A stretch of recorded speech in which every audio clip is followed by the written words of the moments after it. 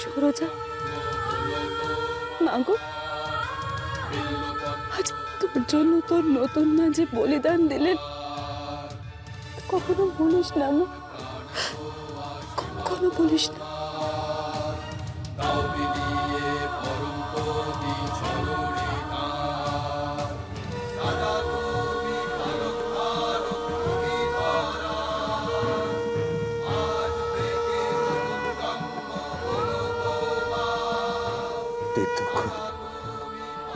তোমার সর্বাঙ্গে তোমার দাইমার রক্ত, তার স্বপ্ন সফল করো, তার বলিদান যেন বৃথা না যায়।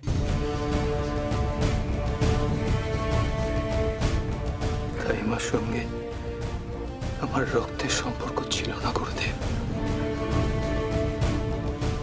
আজ হলো।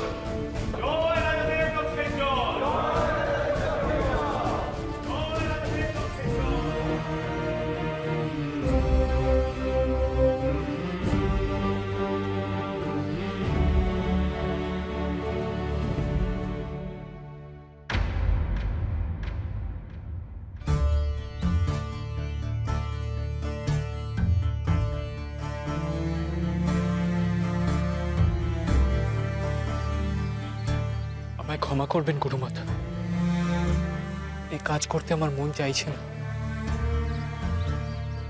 কিন্তু আমার আর কোনো উপায় নেই গুরুমাতা।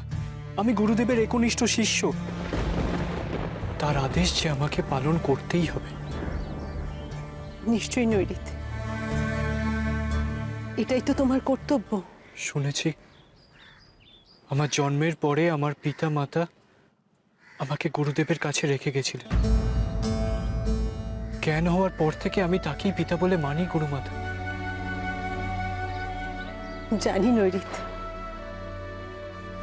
আমি জানি তুমি তার একনিষ্ঠ শিষ্য, আর এও জানি যে তুমি একজন বড় ভালো মানুষ, সৎ মানুষ, সরল মানুষ। তাই আমি এও জানি যে তুমিও একদিন তোমার গুরুদেবের বিরুদ্ধে দাঁড়াতে বাধ্য হবে। না গুরুমাতা, আমি গুরুদেবের বিরুদ্ধে কোনো দিনও যাব না। যাবে, কারণ তোমার মধ্যে এই সৎ সরল ভালো মানুষটা বেশি দিন ওই পাপের মধ্যে থাকতে পারবে না নৈরিত। শাগনিকের কি খবর কিছু জানো?